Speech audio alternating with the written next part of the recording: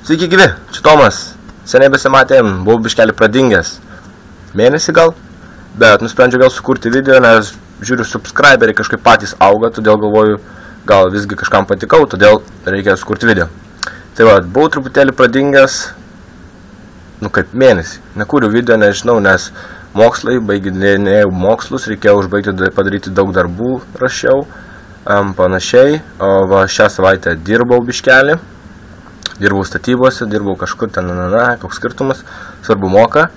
Ir šiandien sugalvojau nufilmuoti vlogą ofise.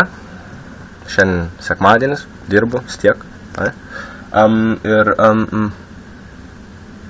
Ir noriu parodyti biškelį angliško ofiso. Čia esu Londono centre, kažkur Aldgate, kažkokiam vienam iš tų pastatų. Ofise. Ir toks pas juos ofisas yra ir biškelį dabar aprodysi, pas juos koks ofisiuks. Tai per langą matosi kitus namas, ten turbūt gyvenamasis, nežinau. Čia yra ofisas, čia yra tik viena ketvirtoji ofiso dalis. Visur yra dahuja bardako. Laikraščiai, kažkas tokio, žmonės mašinėlis kolekcionuoja. Ančiukus, šiaip visokių dalykų prisidėję, nuotraukų, vėlgi va mašinėlė. Taip, visai įdomu. Pirmą kartą apsilankiau tokiam ofise. Ir gal ir nieko būtų visai dirbti tokiam ofise, ne? Žiūrėkit, maisto, šiukšlių. Čia nežinau, ką šitą kompaniją daro. Man rodos kažkokia karinė technika, jie kažką tokio daro.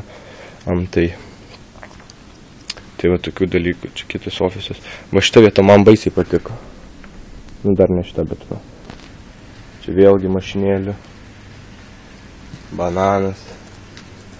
Pelė mašina. Ir labai patiko, tai va šitą man vietą, žiūrėk.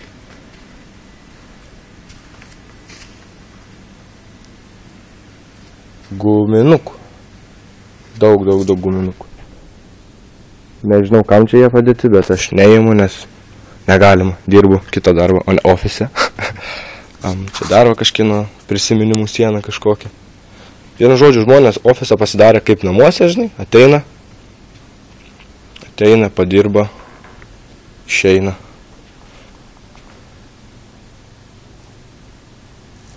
Dreba rankos biški. Tai vat ofisas, toks ofisas.